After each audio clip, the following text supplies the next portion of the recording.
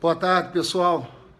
Nós estamos começando agora essa gravação ao vivo, porque vocês estão vendo agora, começou o julgamento da DPF 402, que é, na verdade, a DPF que a Rede Sustentabilidade entrou, que fala do afastamento do Renan. A gente viu a decisão liminar pelo ministro Marco Aurélio, ele está agora lendo o voto dele, confirmando a tese do afastamento de Renan Calheiros. Eu tenho dito que, na verdade, essa crise toda começou com um golpe, com impeachment. Semana passada, na quinta-feira, o ex-ministro Joaquim Barbosa fez uma entrevista na Folha de São Paulo, onde levanta um ponto interessante, que ele diz o seguinte: ao termos cometido aquela irresponsabilidade, afastar uma presidenta sem crime de responsabilidade, nós fragilizamos a instituição Presidência da República e desorganizamos todo o sistema. Nós estamos vendo uma confusão institucional gigantesca, um conflito entre os poderes. Então, é preciso que se diga isso. Eles têm que reconhecer agora. E eles diziam o seguinte: quer afastar Dilma? A crise política estava resolvida. Afastar Dilma, a crise econômica também estava resolvida. Eles diziam o tempo todo: olha, os empresários vão recuperar a confiança, vão investir na economia e a economia vai melhorar. Falso. A economia está nessa situação por questões muito objetivas. E até agora, mais de 7 meses desse governo Temer, não tem uma medida sequer de recuperação do crescimento econômico, de proteção de empregos. Muito pelo contrário. É só a velha ladainha de austeridade, da PEC 55, dessa reforma da Previdência criminosa. Mas vamos voltar aqui para o julgamento que está acontecendo nesse momento. Está falando o relator, está confirmando a posição dele de afastamento do Renan. Eu quero dizer aqui a vocês o seguinte: o Jorge Viana virar presidente do Senado é um fato político muito importante que muda a correlação de forças aqui no Senado e nós vamos ter firmeza, pessoal. Estou gravando esse vídeo porque nós do PT já conversamos. Ontem o presidente Rui Falcão esteve aqui. Conversei com várias entidades dos movimentos sociais. Todo mundo fala uma coisa em alto e bom som: é hora de ter firmeza e barrar a PEC 55. Então vai ser esse o nosso movimento. Eu tenho certeza que o Jorge Viana vai nos escutar a nossa bancada de senadores, escutar o partido, escutar gente da sociedade civil, porque esse movimento contra essa PEC 55 não é coisa de petista, é muito mais amplo. É um movimento que envolveu toda a sociedade, educadores, profissionais de saúde, porque as pessoas sabem que essa PEC 55 é rasgar a Constituição de 88. Eles estão tirando o seguinte: foi vitória lá da Constituição Cidadã do doutor Ulisses Guimarães. Você fazia vinculação orçamentária. Hoje, 18% do orçamento da União vai para a educação. 15% da receita corrente líquida é obrigatório ir para a saúde. Eles estão querendo acabar com isso. Os prejuízos vão ser gigantescos. Então eu quero dizer aqui para você que a nossa posição é firme desde o primeiro momento. O Jorge Viana assumindo, a nossa posição é que ele barre a PEC 55 e diga mais, porque o Michel Temer estava pedindo que o Congresso se autoconvocasse em janeiro para começar a votação dessa reforma da Previdência. Então o Jorge Viana passa a ser o presidente do Congresso também. Então eu acho que a gente consegue paralisar tanto a PEC 55 quanto a discussão da reforma da Previdência em janeiro. Eu volto a dizer, essa reforma da Previdência, as propostas são criminosas. Para você ter uma ideia, para a pessoa ter o salário integral com 65 anos de idade, a pessoa vai ter que trabalhar 49 anos. É como se começasse a trabalhar aos 16 anos. É um escândalo. O Michel Temer, que se aposentou com 55 anos, na verdade, ele teria que ter começado a trabalhar com 6 anos de idade. O que está por trás dessa PEC da reforma da Previdência é o seguinte: é não ter aposentadoria. A média de idade da mortalidade lá no Nordeste, em alguns estados, é 65 anos, 64 anos, 66 anos. Infelizmente, a gente sabe que são os mais pobres que começam a trabalhar mais cedo e morrem antes. Então, o que está dizendo para a maior parte da população brasileira é o seguinte: olha, não adianta, você não vai conseguir se aposentar, você pode trabalhar, pode contribuir. Tem mais coisas, pessoal, tem benefício de prestação continuada. Isso aqui foi uma conquista. E é para quem o benefício de prestação continuada? Para pessoas com deficiência, para idosos acima de 65 anos. Muito pobres, porque tem que ter a renda familiar per capita inferior a 1/4 de salário mínimo. Então, eles estão desvinculando isso do salário mínimo, querem pagar menos que o salário mínimo. É um escândalo, é uma reforma da Previdência que atinge só os mais pobres. Eu tenho cobrado o tempo inteiro.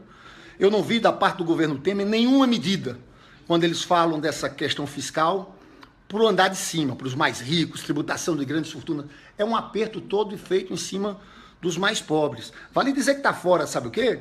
Da PEC 55, os salários do Legislativo, aqui do Senado, da Câmara dos Deputados, o salário dos juízes, tem juízes nesse país que ganham 80 mil reais, 90 mil reais, desembargador que ganha 100 mil reais, e do Ministério Público.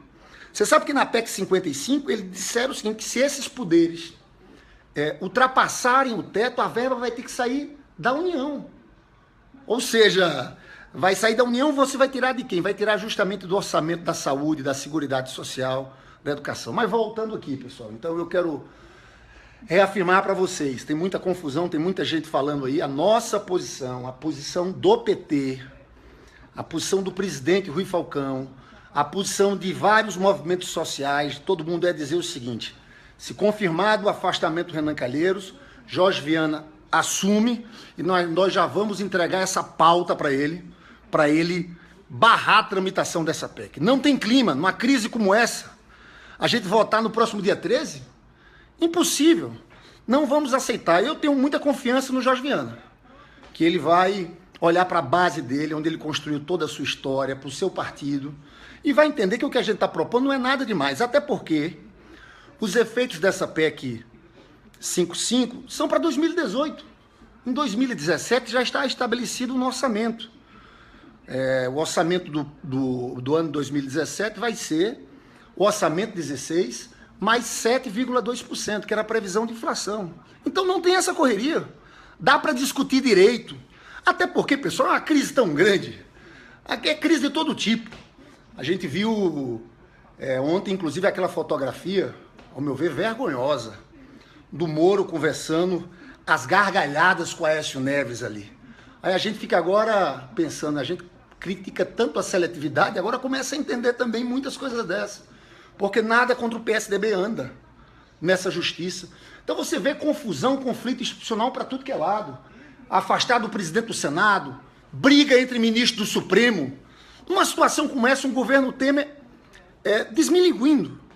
Porque, veja bem, eu acho que o PSDB, essa turma, muita gente fala do golpe dentro do golpe.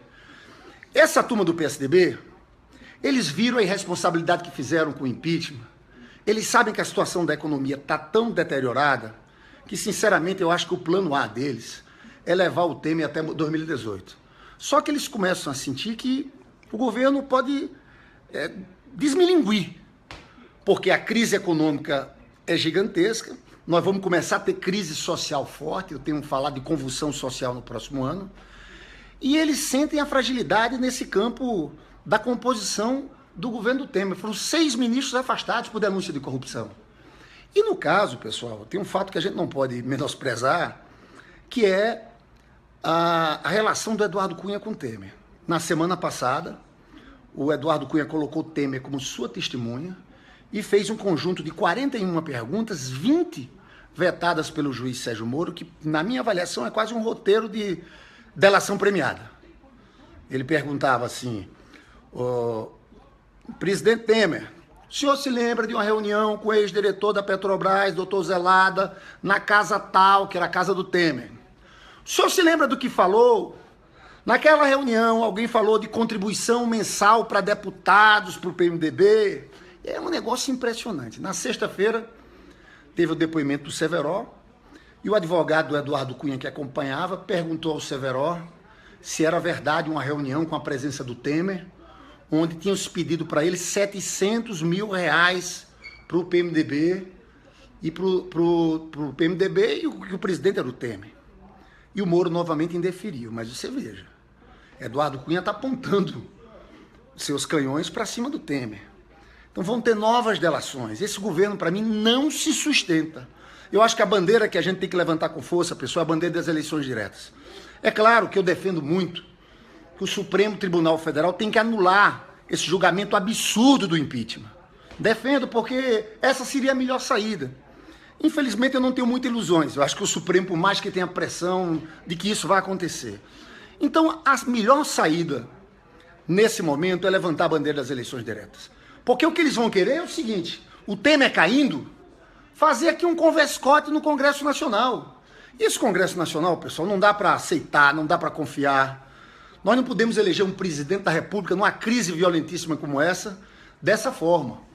Então é fundamental levantar essa bandeira das eleições diretas. Só o povo pode legitimar um outro projeto. E aí eles lançam os candidatos deles, vão tentar legitimar esse plano de austeridade. Nós temos o nosso candidato, nós temos o Lula, que podemos colocar num contexto como esse para disputar essa eleição, porque o Lula, pessoal, ele está crescendo nas pesquisas, apesar de todo esse ataque que ele tem sofrido. Porque só no Jornal Nacional foram 14 horas em 6 meses de cobertura contra o Lula, um verdadeiro massacre imediato. E ele tem subido nas pesquisas, sabe por quê? Porque as pessoas lembram do seu governo.